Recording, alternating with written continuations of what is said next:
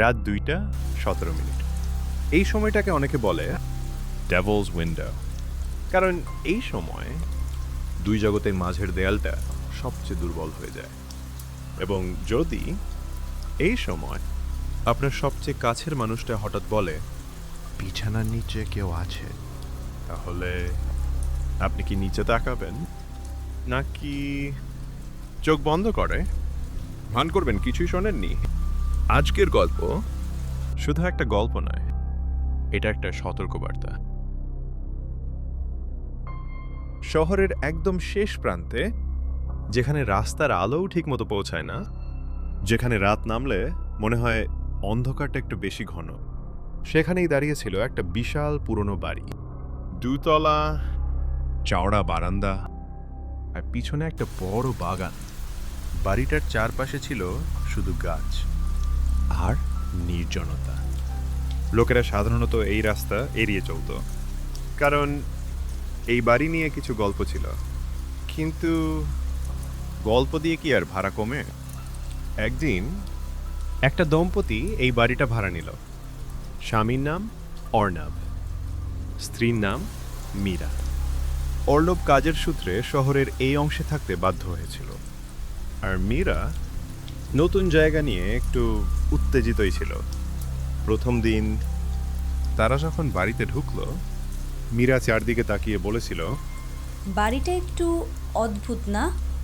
অর্ণব হেসে বলেছিল, পুরনো বাড়ি তাই এমন লাগছে।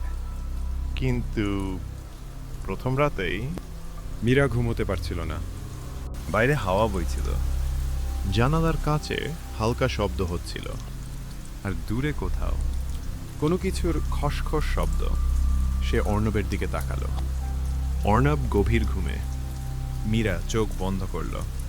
কিন্তু হঠাৎ তার মনে হলো কেউ যেন তাকিয়ে আছে ঘরের ভেতর। সে হঠাৎ চোখ খুলে ফেলল, কিন্তু কেউ ছিল না। কয়েকদিন কেটে গেল। অর্ণব সকালে বেরিয়ে যেত আর সন্ধ্যায় ফিরত। মীরা সারাদিন একা থাকত। প্রথমে সে বাড়িটা সাজাতে শুরু করলো, তারপর ধীরে ধীরে ঘরের পর ঘর ঘুরে দেখতে লাগলো। একদিন সে বাড়ির এক কোনায় গিয়ে দাঁড়ালো। একটা দরজা বন্ধ, তালা বন্ধ।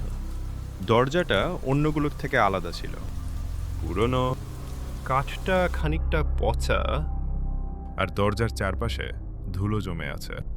মীরা হাত দিয়ে দরজাটা ছুঁলো। ঠান্ডা, অস্বাভাবিক ঠান্ডা। তার কৌতূহল বেড়ে গেল।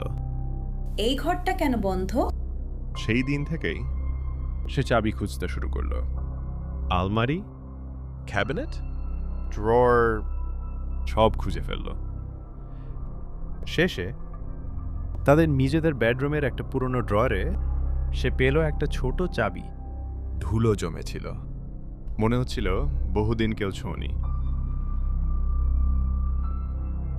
সন্ধ্যা নামার আগে মীরা দরজার সামনে দাঁড়ালো। তার হাত কাঁপছিল।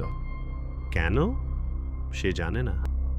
চাবিটা তালায় ঢুকালো, ঘোরালো, দরজাটা খুলে গেল। দরজা খোলার সাথে সাথে একটা তীব্র দুর্গন্ধ বেরিয়ে এলো। মনে হচ্ছিল কিছু পচে গেছে অনেকদিন ধরে। ঘরটা অন্ধকার, জানলাগুলো বন্ধ, হাওয়া ঢোকে না। মীরা মোবাইলের টর্চ জ্বালালো। আলো পড়তেই দেখা গেল ঘরের সব কিছু ধুলায় ঢাকা।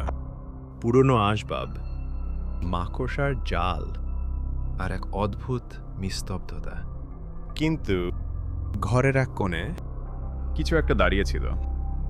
একটা বড় আয়না, পুরোটাই ঢাকা, কালো কাপড়।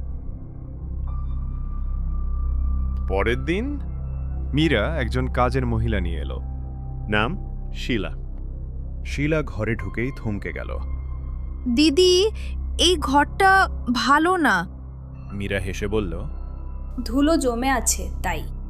ঘর পরিষ্কার শুরু হলো। ধুলো উঠছে, জাল সরানো, ধীরে ধীরে ঘরটা পরিষ্কার হতে লাগলো। শেষে শিলা বলল, ওটা কি? দুজনেই তাকালো। সেই আয়না। মীরা ধীরে ধীরে এগিয়ে গেল। তার বুক ধড়ফড় করছে। সে হাত বাড়িয়ে কাপড়টা ধরল। এক মুহূর্ত, দুই মুহূর্ত, তারপর সে কাপড়টা সরিয়ে দিল। প্রথমে সব স্বাভাবিক, তার নিজের প্রতিবিম্ব। কিন্তু কয়েক সেকেন্ড পর প্রতিবিম্বটা মীরা হাসে, কিন্তু আয়নার ভেতরের সে হাসল। একটা বিকৃত, অস্বাভাবিক, চোখে ভয় ধরানো হাসি। তারপর আয়নার ভেতরের সে ধীরে ধীরে মাথাটা কাত করল।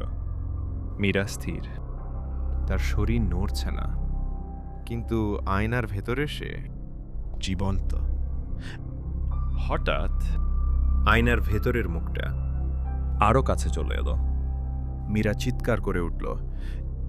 শিলা ভয়ে দরজার দিকে দৌড় দিল।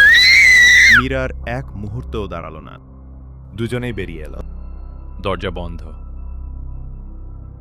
তালা লাগানো। সেই রাত বাড়ি নিস্তব্ধ। ডিনার শেষে অর্ণব আর মীরা ঘুমোতে গেল। রাত বাড়তে লাগলো। ঘড়ির কাঁটা 2:17। অর্ণব উঠে টয়লেটে গেল। মীরা একা, ঘর অন্ধকার। হঠাৎ বাতিটা নিভে গেল। পুরো বাড়ি অন্ধকার। মীরা শুনতে পেল ধীরে খসখস শব্দ বিছানার নিচে। সে স্থির হয়ে গেল। শ্বাস আটকে গেল। কিছু একটা নড়ছে। অর্ণব ফিরে এলো, হাতে মোমবাতি। সে দেখল মীরা কোণে বসে আছে। কি হয়েছে? মীরা ফিসফিস করে বলল, কেউ এখানে এসেছে, কোথায়? বিছানার নিচে। অর্ণব নিচে তাকালো, আর সে দেখল মীরা বিছানার নিচে বসে আছে। তার চোখে ভয়। সে বলল, ওই ওই উপরে বসে আছে। অর্ণব ধীরে মাথা তুলল। বিছানার উপর একটা মহিলা, তার মুখ বাঁকা, হাসি ছড়ানো, চোখ সাদা। অর্ণব নিচে হাত বাড়ালো, মীরার হাত ধরল, টান দিল। কিন্তু হঠাৎ তার পাশেই দাঁড়িয়ে সেই মহিলা, সে যার হাত ধরেছে সেটা মীরার নয়।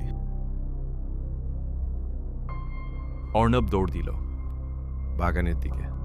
সেখানে সে আবার মীরাকে দেখল। সে দৌড়ে গিয়ে হাত ধরল। আবার একই ভুল। বৃষ্টি শুরু হলো। বজ্রপাত। একটা গাছে আঘাত। অর্ণব সেই গাছের পাশে। বিদ্যুৎ তার শরীর ভেদ করে গেল। এক মুহূর্তে শেষ। পরের দিন পুলিশ এলো। স্ত্রীর মৃতদেহ সেই আয়নার ঘরে। বাড়ির মালিককে ধরা হলো। সে স্বীকার করল এই বাড়ির আগের মালিক একজন ডাইনি ছিল। এই আয়না একটা দরজা, অন্য জগতের দরজা। একদিন সে খুলেছিল, আর যা এসেছিল তার ফেরেনি।